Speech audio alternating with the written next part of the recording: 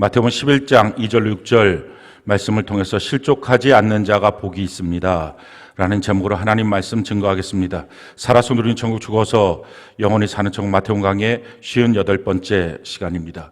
오늘 본문 말씀은 침례 요한이 예수님께 자기의 제자를 보내서 정말 예수님이 메시아가 맞습니까? 이렇게 질문을 하고 또 예수님의 답변이 있는 내용이 오늘 본문 말씀입니다. 오늘 말씀에서 다루게 될 핵심적인 내용은 의심의 문제입니다. 의심이 왜 생기고 또 의심의 문제가 생겼을 때 우리가 어떻게 그 문제를 처리해야 될 것이냐, 이 내용입니다. 오늘 본문의 주인공이 되는 침례 요한이 누굽니까?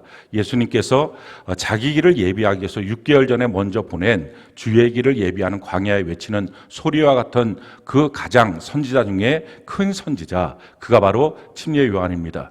이 침례 요한은 예수님 위에 하나님의 성령이 비둘기같이 임하여 내리는 것을 직접 눈으로 목격하면서 저분이야말로 하나님의 어린 양이구나, 우리의 속죄 양이 되시는구나, 또 하나님의 아들이구나 하는 것을 분명히 알게 되었습니다. 그러면서 이렇게 말을 하죠. 요한복음 1장 29절 34절 우리 같이 한번 한 목소리 읽어볼까요? 시작.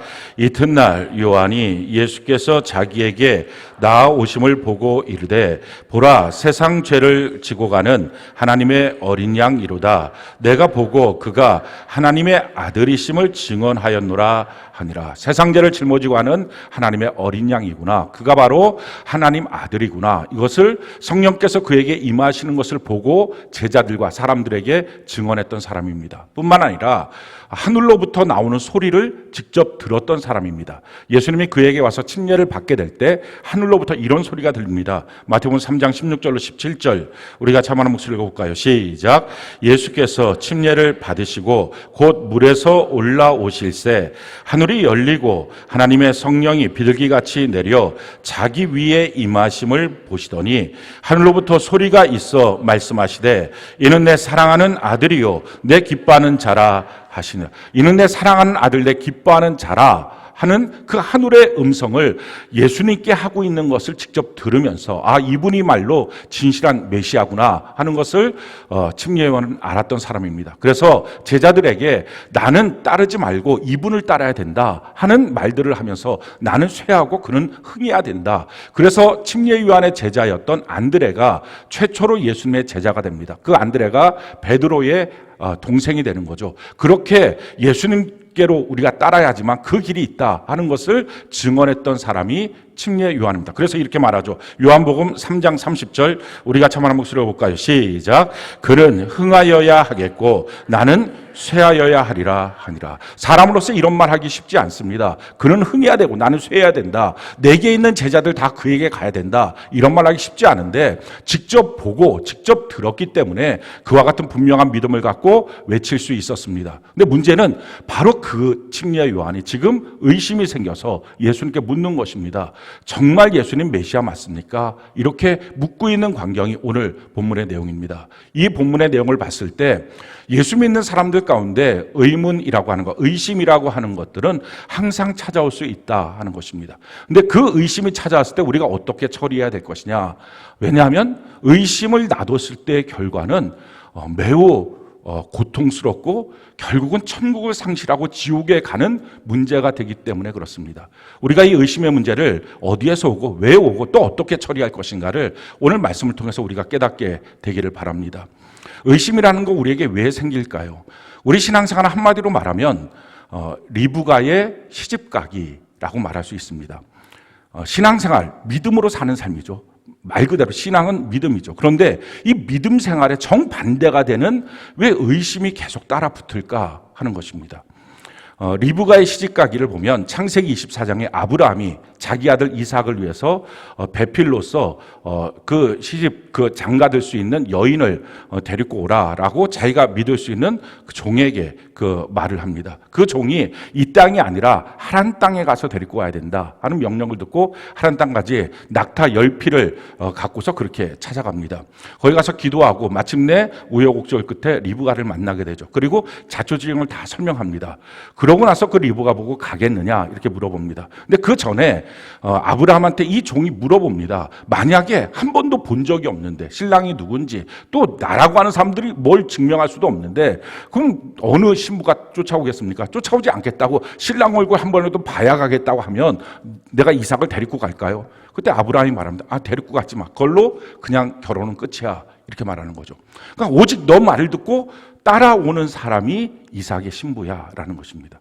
신앙생활은 뭘 보고 하는 게 아닌 거예요. 예수님 직접 보면 내가 믿을게요. 그건 신앙이 없고 신앙생활을 못하는 것입니다. 하나님 내가 직접 만나고 하나님의 음성을 내가 직접 들으면 신앙생활 할게요. 그것도 신앙생활 아닙니다. 하나님의 종을 보내서 지금 그렇게 하는 거죠. 근데 참 놀라운 것은 그 라반의 집과 또 리브가가 제가 가겠습니다 라고 고백을 하고 따라오는 것입니다. 따라와서 한 15일 정도 되는 그 길을 하란에서부터 부엘세바까지 낙타 10필 의지해서 지금 가는 것입니다. 리브가의 입장에서 보면 참 감사하기도 하고 기쁘기도 할 것입니다. 그 아브라함의 가문에 내가 속했구나. 그 축복의 가문에 내가 속하게 되었구나 하는 기대도 있을 것입니다. 근데 한편으로는 한 번도 아브라함 자체를 본 적이 없어요. 그 아들 이삭은 뭐 말할 것도 없이 본 적이 없어요. 거기다가 이 종이라고 하는 사람이 정말 종인지, 그러니까 아브라함은 정말 있는지, 이삭도 진짜 있는 건지 그것도 잘 모릅니다. 그냥 말만 들은 거예요. 거기다가 지금 이 종은 뭐 설사 있다고 해도 아브라함이 있고 이삭이 있다고 해도 진짜 거기로부터 온 종인지 아닌지 내가 쫓아갔다가 한 15일 정도 오직 그 사람 하나 믿고 그냥 따라가는 길인데 이 처녀가 그러니까 거기 갔다가 어느 날 자기를 팔아먹거나 이렇게 험한 꼴을 당하면 내가 어떡할까 하는 불안도 두려움도 있는 것입니다. 그 불안과 두려움을 틈타서 의심이라고 하는 것이 자기에게 찾아오는 거죠. 중요한 것은 그 길은 리브가에게 처음 가는 길입니다. 자기가 아는 길이 아닌 거예요. 그러니까 자기가 오직 갈 수 있는 방법은 그 종을 따라서 그 종이 하는 말을 듣고 고지곳대로 듣고 그 길을 따라가는 것입니다. 이게 신앙생활이에요. 성경은 신앙생활을 우리에게 뭐라고 말하고 있느냐 이렇게 말하고 있습니다. 히브리서 13장 17절 세 번역인데 우리 같이 한번 읽어볼까요? 시작. 여러분의 지도자들의 말을 고지 듣고 그들에게 복종하십시오. 그들은 여러분의 영혼을 지키는 사람들이요 이 일을 장차 하나님께 보고드릴 사람들입니다. 그러므로 여러분은 그들이 기쁜 마음으로 이 일을 하게 하고 탄식하면서 하지 않게 해 주십시오. 그들이 탄식하면서 일하는 것은 여러분에게 유익이 되지 못합니다. 제가 모르는 길이에요. 오직 그 종의 말을 듣고 종이 가라고 하는 대로 하자고 하는 대로 가면서 그 신부로서 준비돼서 이삭을 만나는 거예요. 똑같아요. 우리가 한 번도 천국 가는 길을 가본 적이 없습니다. 그 길을 누구도 알고서 가는 것이 아닙니다. 근데 문제는 알고서 가는 사람인 것처럼 저 신경 쓰지 말아요. 제가 알아서 할게요. 제 신앙생활 터치하지 마세요. 그러니까 다 제대로 천국 길을 가는 게 아니라 엉뚱한 길을 가는 것입니다. 고지곳대로 그 말을 듣고 그 말에 복종하면서 그 길을 걸어가는 것입니다. 기쁨으로 내게 지도할 수 있도록 하고 걸어가는 것입니다. 그런데 문제는 이거예요. 그도 사람이잖아요.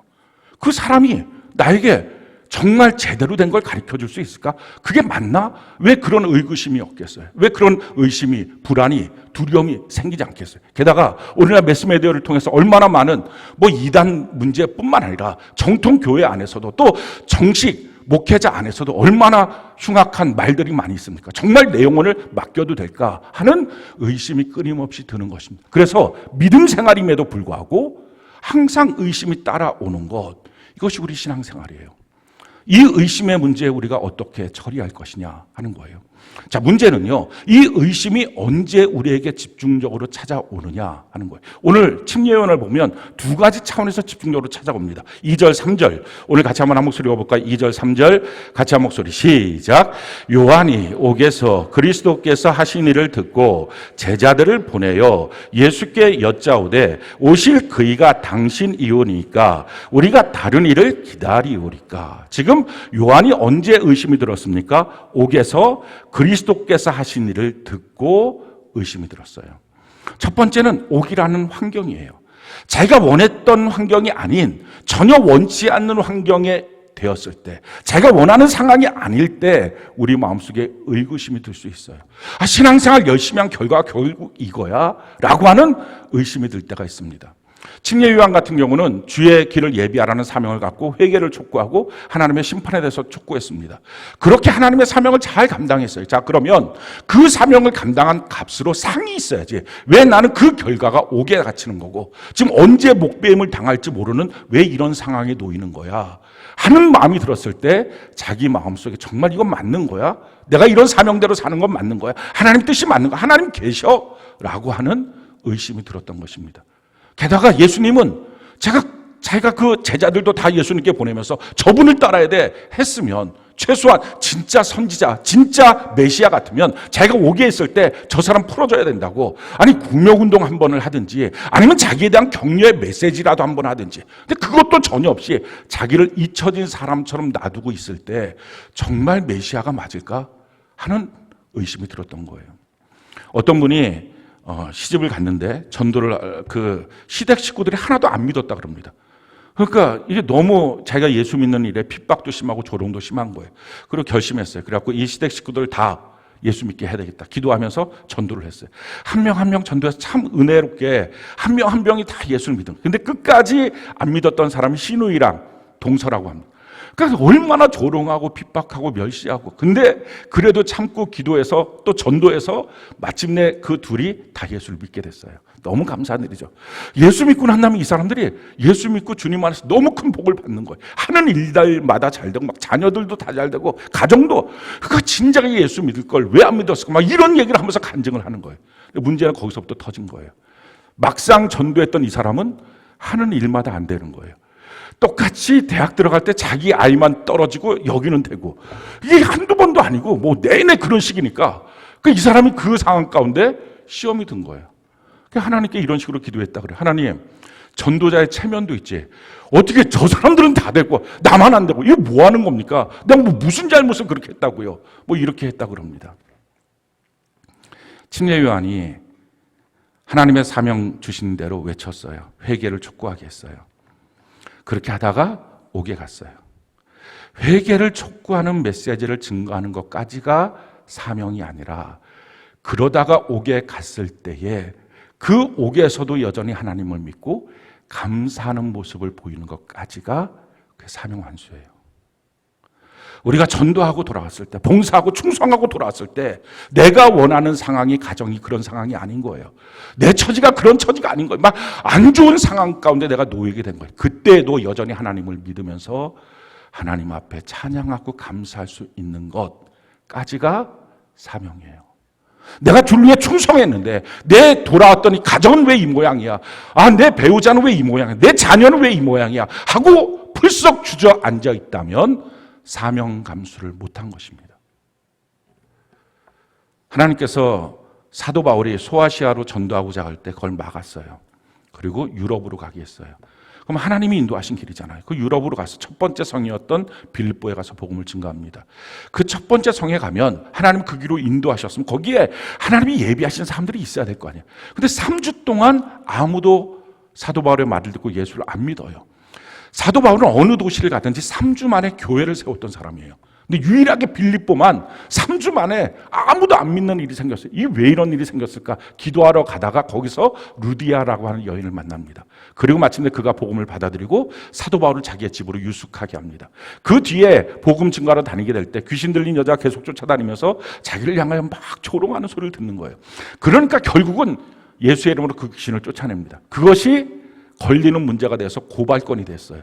그래갖고 그것 때문에 깊은 옥에 갇히고 매를 맞고 착고에 차고 빌립보 감옥 깊은 데로 들어갔습니다.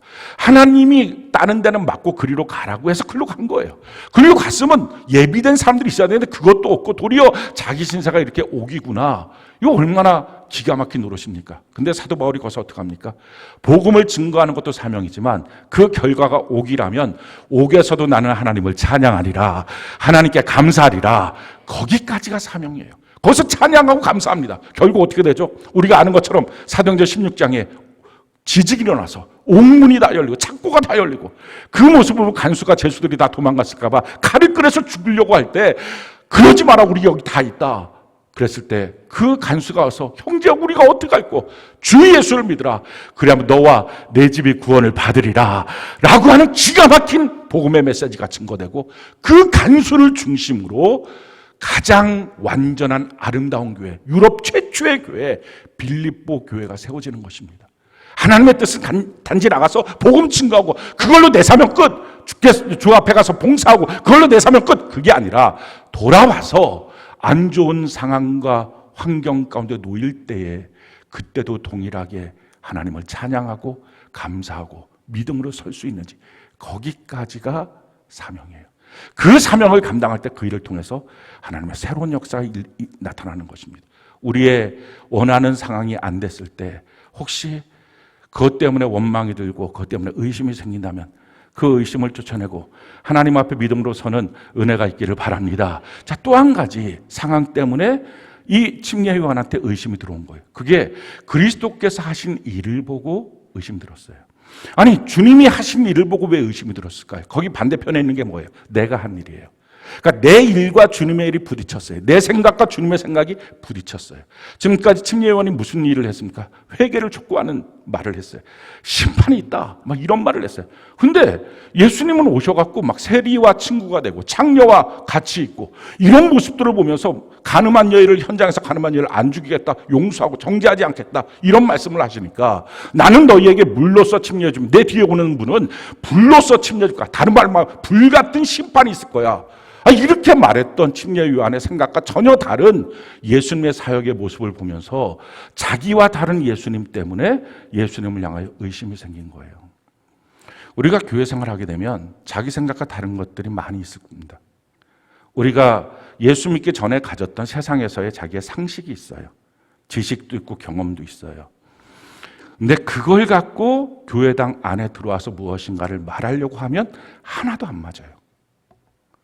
왜? 내가 세상에서 가졌던 모든 것들은 다 뭡니까? 세상 풍조를 따라 불순종의 악한 영을 따라서 마음과 육체가 원하는 대로 살았던 마귀의 지식, 마귀의 경험, 마귀의 상식이기 때문에 그래요. 하나님과 전혀 맞지 않아요. 그러니까 성경 말하면 예수 믿는 건 뭐냐? 그냥 옛날 거 그걸 붙잡고 대충 교회당에 와서도 그것대로 그냥 뭐 하나님 좀 도와주시면 되지, 이게 아니라 옛날은 다 죽어야 되고, 할렐루야, 그리스도 안에서 거듭나야 된다. 이전 것은 지나갔으니 보라 새 것이 되었도다. 새로운 피조물, 지식에까지 완전히 새롭게 된 새로운 피조물. 그러니까 옛날 것 갖고서는 단 하나도 맞지 않아요. 그걸 다 버려야 돼요. 안 그러면 의심투성이 때문에 결국은 주님이 원하는 신앙으로 갈 수가 없습니다. 근데 문제는 세상에서 갖고 있던 지식들 같은 경우는 내가 죄인이구나, 그렇지, 회개해야지, 나는 다 틀렸지 라고 버릴 수 있는 것까지는 믿음으로 돼요. 근데 어디서 가장 크게 걸리냐면은 우리 교회에서 처음부터 신앙생활을 하셨던 분들이라면 별로 큰 걸리는 문제가 없어요. 근데 다른 교회에서 신앙생활 하다가 여러 가지 이유 때문에 우리 교회로 오신 분들이에요. 자, 이렇게 오신 분들은 세상에서 배운 지식이 아니라 거기 교회에서 배운 지식이 있어요. 경험이 있어요.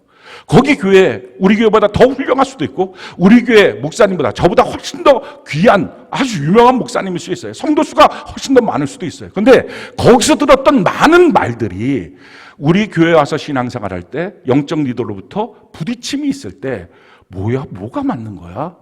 하는 갈등이 있어요. 그래서 그 갈등 때문에 이 교회는 나랑 안 맞나 보다 하고 교회를 옮기시는 분들도 있습니다. 또는 신앙적으로 막 갈등하다가 이것도 저것도 아니어서 완전히 신앙을 상실해버리는 분들도 있어요. 또 어떤 분들은 우리 교회에서 뭐 언제 또 옮기겠어 라고 하면서 적응해야지, 그러면서 이렇게 자기 스스로 결론을 내려요. 그 교회는 그랬던 교회고 이 교회는 이런 교회야. 그 목사님은 저런 거 강조했던 목사님이고 이 목사님이 이런 거 강조하는 거야. 그러니까 여기서 신앙생활 하려고 그러면 여기에 잘 적응해서 이 목사님한테 이 교회에 맞는 방식으로 걸어가야 돼 라고 생각하면서 자기 나름대로 정리하시는 분들도 있어요. 다 틀렸어요. 이 교회는 이렇고 저 교회는 저렇고 이 목사님이 이렇고 저 목사님 저러는 게 아니에요. 모든 교회, 모든 목사님은 딱 한 가지 기준 위에서만 서 있는 것입니다. 그게 성경이에요. 성경대로 맞느냐, 성경대로 아니냐, 이게 기준이에요. 성경이 우리에게 이렇게 말씀을 하십니다. 사도행전 17장 11절 우리 같이 한번 읽어볼까요? 시작. 베레아에 있는 사람들은 데살로니가에 있는 사람들보다 더 너그러워서 간절한 마음으로 말씀을 받고 이것이 그러한가 하여 날마다 성경을 상고함으로. 자, 하나님의 말씀을 받을 때 어떻게 받습니까? 간절한 마음, 다른 대안이 없는 것처럼 정말 절실하게 하나님의 말씀을 받아야 합니다.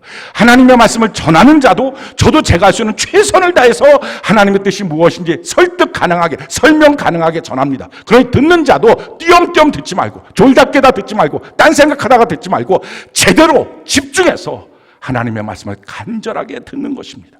자, 그렇게 들으면서 자기 마음속에 턱턱 걸리는 것이 있을 것입니다. 세상적 상식도 있을 거고요. 또는 내가 전에 다녔던 교회와 뭔가 좀 달라 하고 툭툭 부딪히는 게 있을 것입니다. 부딪히는 것이 나쁜 것은 아닙니다. 문제는 그 부딪힘을 어떻게 해소하느냐. 내가 맞지 뭐. 목사님 틀렸지. 어떻게 목사님 저런 식으로 말해. 이게 천박하고 낮은 지식입니다. 성경은 뭐라고 말합니까? 그게 아니라 날마다 정말 그게 뭐가 맞는지를 성경을 상고함으로 확증하라는 것입니다. 성경이 뭐라고 했는지. 그러니까 이 교회 저 교회가, 이 교회는 이런 거 강조하는 교회고 이 교회는 이런 거 강조하는 거야. 이 목사님 저거 중심이고 이 목사님 이거 중심이야. 이게 아니라 모든 교회, 모든 목사님 기준은 다 똑같습니다. 성경이 기준되는 거예요. 성경대로야 아니면 성경대로가 아니야. 성경대로 하는 교회가 교회고 성경대로 하는 목사가 목사고 성경대로 하지 않는 교회는 교회란 홀만 있는 거짓 것입니다. 성경대로인지 정말 간절히 그 말씀을 받고 날마다 성경이 그러한가 상고하는 것입니다. 그래서 성경이 우리에게 이렇게 말합니다. 사도 바울이 에베소 교회를 떠날 때 에베소 교회를 부탁을 해요. 근데 어디에다 그 교회를 부탁하느냐? 이렇게 말합니다. 사도행전 20장 32절. 우리 같이 한번 읽어볼까요? 시작. 지금 내가 여러분을 주와 및 그 은혜의 말씀에 부탁하노니 그 말씀이 여러분을 능히 든든히 세우사 거룩하게 하심을 입은 모든 자 가운데 기업이 있게 하시라. 주님과 그의 말씀 앞에 내가 너희를 부탁한다는 것입니다. 교회 회중들의 의견을 모아서 교회가 되는 게 아니라 어떤 목회자의 뜻과 계획으로 교회가 운영되는 게 아니라 어떤 전통을 따라서 교회가 되는 게 아니라 하나님의 말씀이냐 그 말씀대로 서 있는 거냐. 그래서 성경을 모르고 성경을 읽지 않은 그리스도인은 그리스도인이 될 수 없습니다. 자기가 성경을 모르는데 무엇을 기준으로 분별하며 살겠냐고요. 성경 읽어야 되고 성경으로 분별이 돼야 됩니다. 성경만이 우리를 구원합니다. 사랑하는 성도 여러분, 어떤 분들이 이러더라고요. 세중앙교회는 뭐 하라는 게 많아서 등록하기가 싫다고. 가끔 가서 그냥 말씀만 듣고 은혜는 받기는 뭐 모르겠지만 그 등록하면 그 순간부터 이거 큰일 난다고. 일단 큐티 날마다 성경을 보래. 그 교회는 또 저녁마다 일기를 쓰라 그래. 안 그러면 막 셀장이 문자를 왜 안 하냐고. 또 주일마다 셀로 모이래. 평일날도 날마다 시간 되는 대로 모이래. 그러니까 날마다 할 일 없는 사람, 진짜 너무 할 일이 없어서 성경을 보지 않고서는 하루가 가지 않는 사람, 그런 사람들이나 등록하는 거지 바쁜 사람은 등록 못해. 이런 얘기를 하더라고요. 성경도 안 읽고 대충 신앙생활에도 너무 관리도 안 하고 편하게 자기한테 뭐라고 터치도 안 하는 이런 교회, 너무 좋은 교회 아니냐. 그래서 천국 갈 수 있으면 저도 그 교회로 옮길 거예요. 뭐다가 이 짓 하고 사냐고요. 정말 그렇게 해도 천국 갈 수 있다면 거기 가야죠. 근데 진짜 그렇게 하면 천국 갑니까? 교회가 천국을 보내나요? 목회자가 천국을 보낼 수 있나요? 천국 보내는 거에 대해서 하나님은 분명한 기준을 세웠어요. 성경대로 사는 사람, 성경대로 믿는 사람, 성경대로 행하는 사람만 천국 가는 거예요. 성경이 우리에게 이렇게 말씀합니다. 디모데후서 3장 15절로 17절 우리 같이 한번 읽어볼까요? 시작. 또 어려서부터 성경을 알았나니 성경은 능히 너로 하여금 그리스도 예수 안에 있는 믿음으로 말미암아 구원에 이르는 지혜가 있게 하느니라. 모든 성경은 하나님의 감동으로 된 것으로 교훈과 책망과 바르게 함과 의로 교육하기에 유익하니 이는 하나님의 사람으로 온전하게 하며 모든 선한 일을 행할 능력을 갖추게 하려 합니다. 성경만이 구원에 이르는 지혜가 있습니다. 성경 말고 어떤 전통, 어떤 사람, 어떤 목회자, 어떤 교회, 그것으로는 절대로 구원받을 수가 없습니다. 뿐만 아니라 온전케 되는 것, 그것도 마찬가지로 사람들의 훈련을 통해서 온전케 되는 게 아니라 오직 성경을 따라 살아갈 때 온전케 됩니다. 우리가 마지막 날 천국 들어갈 때 너 어느 교회 다녔구나, 너 됐어, 너 교회 열심히 다녔으면 천국이지. 성경은 단 한 군데도 그렇게 기록되어 있지 않습니다. 여러분들 가운데 혹시 생각 속에 교회만 다니면 천국이지, 예수 믿고 교회 다니면 천국이지, 다음 주에 증거될 말씀이 천국을 도대체 어떻게 갈 것이냐, 성경 뭐라고 말했는지에 대해서 설교하려고 합니다. 대충 아무렇게나 천국 쉽게 간다. 아니, 또 이렇게 말하는 사람들, 아니 그러면 그렇게 안 했으면, 성경대로 사는 사람은 누가 있어? 성경대로 안 살았으면 그 많은 사람 다 지옥 가는 거야. 성경 베드로전서 3장 20절에 노아의 홍수 당시에 구원받은 사람이 몇이냐? 고작 8명이다. 여러분, 노아의 홍수 당시에 그럼 몇 명 있었을 것 같아요? 여러분들이 생각할 때 한 100여 명 있었을까? 그 중에 8명인가? 아니에요. 가장 작게 인원을 잡은 것이 10억입니다. 지금은 74억이죠. 보편적으로 잡게 되면 220억입니다. 가장 많이 잡으면 2조 7천억입니다. 그때는 안 죽었으니까, 사람이 100살, 1000살까지 살았으니까. 그러니까 그 많은 사람 중에 8명만 간 거예요, 천국에 구원을. 천국 쉽게 간다고요? 그 많은 사람 다 지옥 보낼 수 없다고요? 하나님 사랑이시니까 심판하시는 그날에는 충분히 사랑을 주셨기 때문에 마지막 날 공의로 심판하실 그분 앞에 라고 성경은 써 있어요. 우리가 성경대로 살 수 있는 충분한 것을 다 주셨고 그렇게 살 수 있습니다. 우리 교회가 침례를 강조합니다. 이유가 뭔지 아십니까? 태어나는 것이 중요하잖아요. 오늘까지 침례 신청 마감이죠. 태어나는 것이 매우 중요합니다. 왜 태어나는 것이 중요하냐? 요한일서 3장 8절 9절에 보니까 하나님께로부터 난 자, 그게 거듭난 거잖아요. 하나님께로부터 난 자는 하나님의 씨가 그 안에 있어서 범죄하지 않는 능력이 있다는 것입니다. 여러분들 가운데 혹시 예수 믿는데 죄 어떻게 사람이니까 죄 짓지? 아니요. 처음부터 제대로 태어나고 각성되어 있다면 죄 안 짓고 살 수 있는 것입니다. 그게 그리스도인이에요. 그게 능력이에요. 어떤 사람이 이렇게 생각합니다. 죄 평생 짓고 살다가 예수의 피로 죄 씻음 받고 천국 들어가지. 아니, 누구는 예수 믿고 살아서 그래서 그냥 지 마음대로 지 멋대로 평생 죄 짓고 살다가 죄까지 예수님의 보혈로 씻어서 천국 보내고, 누구는 착하게 살려고 애썼는데 그냥 지옥 보내고. 공평하신 하나님 맞습니까? 어떻게 이런 말도 안 되는 교리, 성경에 단 한 줄도 없는 그런 교리를 가르쳐 놓고 교회에 나오니까 너희들은 다 천국이야. 어떻게 그런 말을 할까요? 사랑하는 성도 여러분, 성경에 우리에게 천국 들어가는 원리를 이렇게 설명하고 있어요. 요한계시록 22장 18절로 19절 우리가 한번 읽어볼까요? 시작. 내가 이 두루마리의 예언의 말씀을 듣는 모든 사람에게 증언하노니 만일 누구든지 이것들 외에 더하면 하나님 이 두루마리에 기록된 재앙들을 그에게 더하실 것이요, 만일 누구든지 이 두루마리의 예언의 말씀에서 제하여 버리면 하나님 이 두루마리에 기록된 생명나무와 및 거룩한 성의 참여함을 제하여 버리시리라. 자, 요한복음 12장 48절 우리가 한번 읽어볼까요? 시작. 나를 저버리고 내 말을 받지 아니하는 자를 심판할 이가 있으니 곧 내가 한 그 말이 마지막 날에 그를 심판하리. 하나님의 말씀대로 심판하십니다. 그러니 말씀대로 따르지 않은 많은 그리스도인들, 많은 영적 리더들, 그럼 다 지옥 간다고요? 네, 지옥 갑니다. 우리가 천국 가는 거 성경은 끊임없이 말함에도 불구하고 우리는 다 계속 착각해요. 많은 수가 간다고 생각해요. 근데 성경은 말해요. 그날에 많은 사람이 내게 와서 선지자 노릇하고 능력 행하고 귀신도 쫓아냈다만 했을 때 내가 너를 도무지 알지 못하겠다. 천국 들어가는 그 문은 좁은 문이다. 찾는 이도 없다. 우리가 성경을 너무 무시하고 내 생각대로 들었던 몇 마디 말씀 듣고 예수 믿으니 나는 구원받고 천국이에요. 태어났으면 자라나고 완성돼야 되지.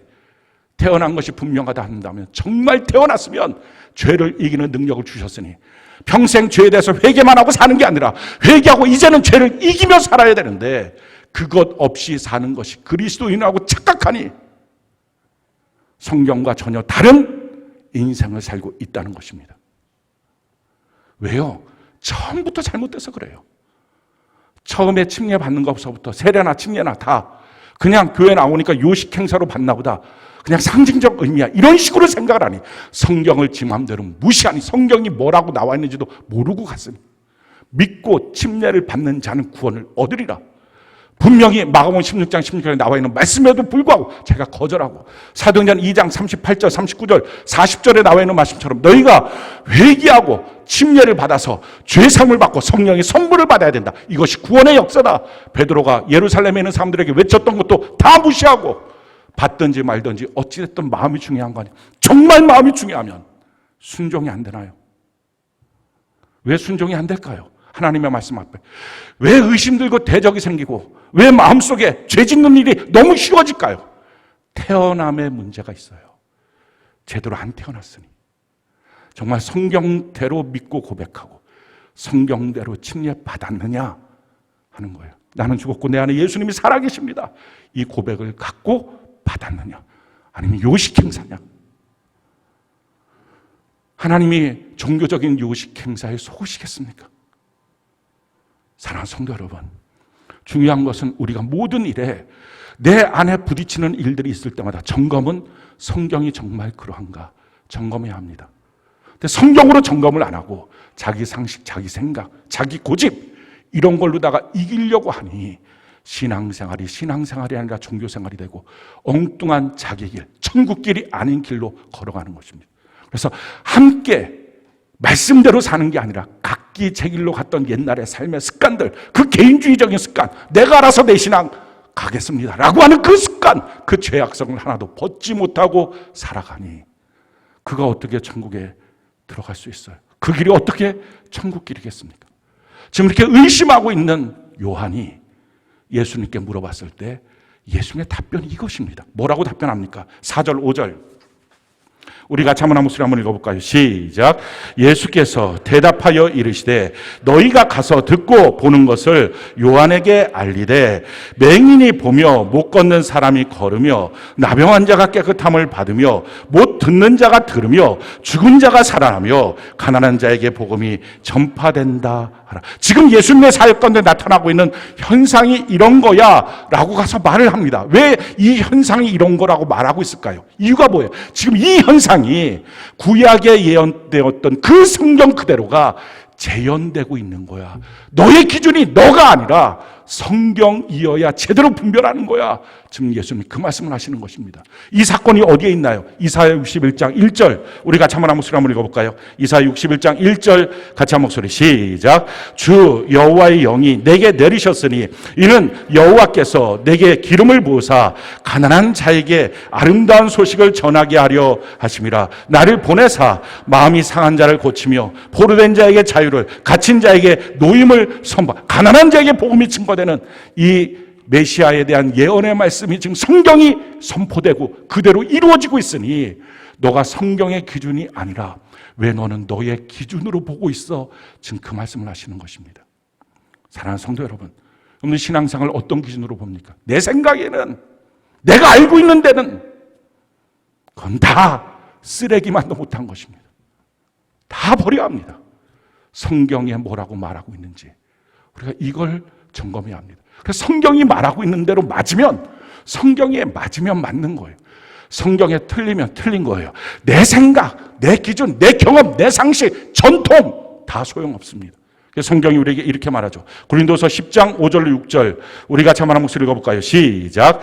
하나님 아는 것을 대적하여 높아진 것을 다 무너뜨리고 모든 생각을 사로잡아 그리스도에게 복종하게 하니 너희의 복종이 온전하게 될 때에 모든 복종하지 않는 것을 벌하려고 준비하는 중에 있노라. 나의 모든 생각을 사로잡아 그리스도 앞에 복종시키는 것, 이게 신앙생활입니다. 자, 문제는 이거예요. 우리가 다 성경에 능통하면 말씀을 들을 때마다 영적 리더가 뭐라고 말할 때마다 셀장이 뭐라고 말할 때마다 그 말씀은 성경 어디 성경 몇 장 몇 절 무슨 성경 어디 이게 탁탁탁 나오면서 성경대로 안 하네? 성경대로 하네? 이거 분별해서 말할 것입니다. 근데 문제는 그만큼 성경에 우리가 능통하게 살고 있지 못했기 때문에 날마다 성경을 읽어서 최소한 자기의 신앙의 연수만큼의 성경은 읽어야 되는데 10년 믿었으면 10독은 해야 되고 20년 믿었으면 20독은 해야 되는데 성경 1독도 못한 사람들이 여전히 있으니 그게 도대체 성경에 맞는 말인지 틀린 말인지 모르는 거예요. 성경을 상고해야 되는데 어디부터 찾아야 되는지 모르는 거예요. 지금 그 상태가 뭐예요? 의심은 가슴 속에 가득 차 있고 어떻게 해야 될지 모르는 이 상태입니다. 자, 그럴 때요, 어떻게 해야 됩니까? 그럴 때 어떤 분들은 이래요. 꼭 영적 리더를 만나면 동네에서 자기한테 못되게 굴었던 아저씨 보는 것처럼, 동네에서 자기 나쁜 말 하고 다녔던 아줌마 보는 것처럼 째려보고 자기 영적 리더 보고, 흘겨보고 자기 영적 리더 보고, 참 못된 것입니다. 그 자아 갖고 자기를 부인하고 자기 십자가를 지고 주님을 따라가야 되는데 그건 신앙도 아니고 종교성밖에 없는 것입니다. 어떻게 해야 돼요? 어떻게 하면 내가 성경을 읽고서 깨달아야 되잖아요. 성경을 읽고 맞다, 확신에 거해야 되잖아요. 질문해서 분명히 이거구나. 그럼 그 앞에 복종하고 바뀌어야 되잖아요. 질문해서 답을 얻었는데도 내 생각이 다르다고 또 투덜거리고, 이건 말도 안 되는 거죠. 어떻게 하면 될까요? 예수님의 제자들 중에 시험 들었던 사람이 하나 있어요. 의심했던 사람이 있어요. 그가 바로 도마라는 사람이에요. 그 도마라는 사람은 어떻게 의심이 들었고 어떻게 의심을 이겨내어서 더 멋진 예수님의 제자가 됐을까요? 그가 인도까지 가서 복음을 증거하잖아요. 어떤 일들이 그 안에 있었을까요? 요한복음 20장 24절 28절 우리 같이 한번 한 목소리 한번 읽어볼까요? 요한복음 20장 24절 28절 같이 한 목소리 시작. 12 제자 중에 하나로서 디두모라 불리는 도마는 예수께서 오셨을 때 함께 있지 아니한지라.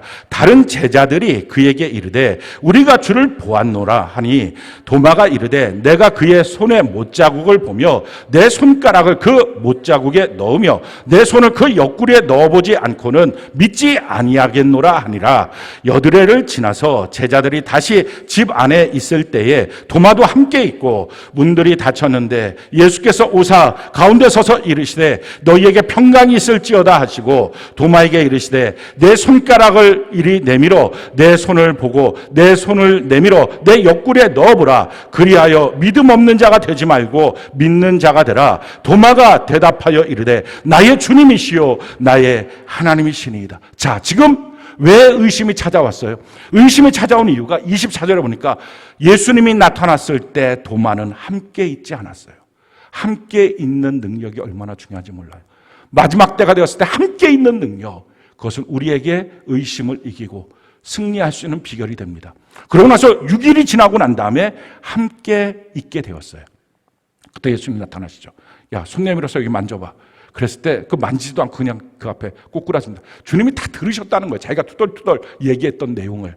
그래갖고 나의 주님, 나의 하나님이십니다. 이 고백을 하고 믿음이 완전히 회복이 됩니다. 함께함. 그게 능력이에요. 여러분들 마음속에 의심이 있을 때 성경으로 확증되기까지의 기간 동안에 어떻게 있어야 될 것이냐. 저는 여러분들이 성령과 함께하기를 바랍니다. 마귀는 그 의심을 갖고 여러분들을 의욕하고 미혹하고 유혹합니다. 그래서 의심을 심어주고 미혹해서 모르겠다고 말하고 그 모르겠다고 말하는 순간에 유혹을 심어줘서 예전에 내가 세상에 즐겨 했던 대로 끌고 갑니다. 또다시 옛날처럼 술 퍼먹고 또다시 옛날처럼 방탕하고 또다시 옛날처럼 타락하고 그것을 정당화하는 것처럼 내 마음이 복잡해서 그렇다고 말도 안 되는 헛된 말들을 하고 마귀한테 끌려다니는 거예요. 끌려다니지 말고 그리스도를 섬기는 자들과 함께 성령과 함께 하시기 바라요. 아멘이십니까? 또한 성경과 끊임없이 하나님의 말씀을 잘 보고 물으십시오. 영적 리더에게 이게 무슨 말이냐고 물으셔야 합니다. 그리고 나서 영적 리더와 함께 주의 몸된 교회와 함께 있으십시오. 그러다 보면 6일이 안 돼서 한 주간이 지나기 전에 그 모든 시험들에서 완전히 회복될 수 있어요. 왜? 이와 같은 의심 속에서 나오는 이 시험들에서 우리가 회복이 돼야 합니까? 예수님의 마지막 결론이 뭐예요? 우리 6절, 우리 같이 한번 한 목소리 한번 읽어볼까요? 6절 같이 한 목소리 시작. 누구든지 나로 말미암아 실족하지 아니하는 자는 복이 있도다 하시니라. 우리 머리 위에 새가 날아다닐 때 그건 뭐 어떻게 하겠어요? 새가 다니다가 또 새똥 쌀 수도 있어요. 그거 털고 그냥 그러면 돼요. 문제는 이 새가 날아다니다가 우리 머리 위에 새집을 지으면 그거 내버려둘 사람이 어디 있어요? 그거 털어버려야죠. 어떤 의심들이 왔을 때 그 의심 털어버리고 하나님의 말씀으로 확증하고 믿음으로 가는 것입니다. 근데 그렇지 못하고 이것이 자기의 신앙을 병들게 만들어서 그래서 흔들리는 것, 자기가 서 있는 자리가 미끄러져 버리는 것, 옛날 자기의 모습으로 타락해버리고 마는 것, 이걸 실족이라고 말합니다. 실족하면 복이 없어요. 근데 더 정확하게 욥기서 12장 5절에는 실족한 자에게는 재앙이 기다리고 있어요. 우리가 이 땅을 살아가면서 만나게 되는 재앙 정도에 아무것도 아니죠. 근데 문제는 내 인생의 마지막이 재앙이라면, 그것이 지옥이라면, 근데 그것이 아주 작은 의심에서부터 시작한 결과물이라면 이것처럼 고통은 없고 불행은 없어요. 사랑하는 성도 여러분, 지금 여러분들의 마음속에 혹시 신앙생활하면서 의심이 있습니까? 불안과 염려 가운데 자기가 원치 않은 상황에 놓이고 또 자기의 생각과 뭔가 다르다는 것 때문에 부딪혀서 있습니까? 그래서 무엇을 붙들려고 하십니까? 자기 생각, 자기 경험, 자기 상식, 전통, 예전에 있었던 어떤 일들, 목사님의 어떤 말씀들, 아니요. 오직 성경이 뭐라고 하는지를 보십시오. 성경이 맞으면 맞는 거고 성경이 아니라고 하면 아닌 거예요. 그것만이 신앙이고요. 그렇게 신앙생활을 해야만 온전케 되고 구원에 이르고 영원한 천국에 들어가는 것입니다.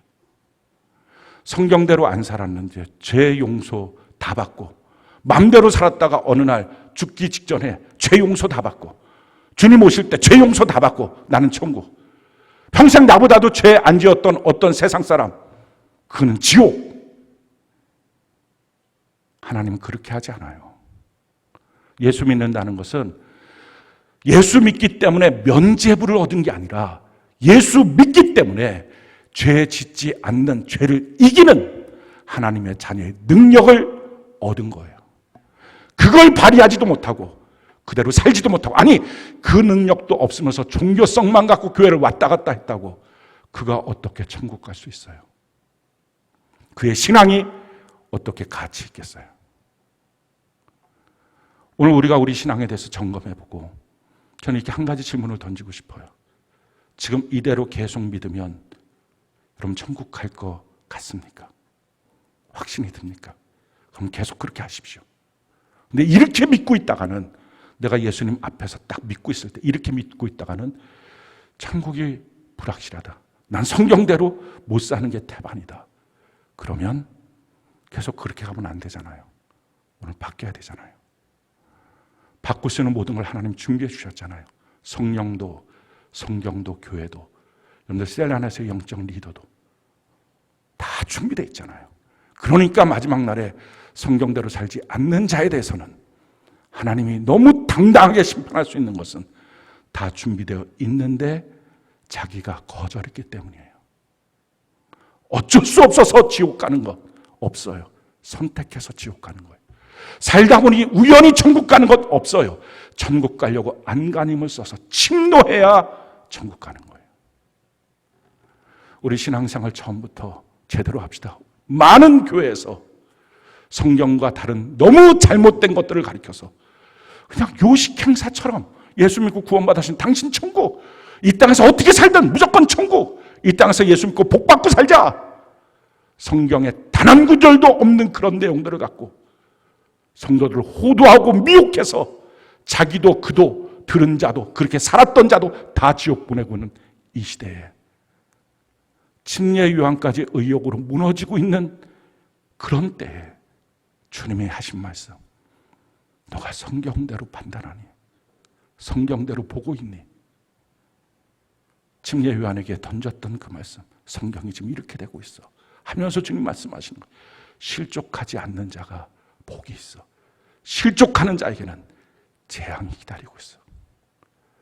우리 인생에 삶의 재앙의 문제가 닥쳐왔을 때 점검해야 될 것은 그 순간에 그냥 열심히 기도해서 이 문제 해결해 주세요가 아니라, 하나님 나의 이 실족의 문제를 다시는 하지 않아. 이게 습관적으로 툭 하면 튀어나오는 자기의 자아, 송두리째 뽑아버리고 자기를 부인하고 십자가를 지고 주님을 따라가는, 그래서 하나님의 말씀 그대로 사는 우리 모두가 되기를 예수님 이름으로 축원합니다.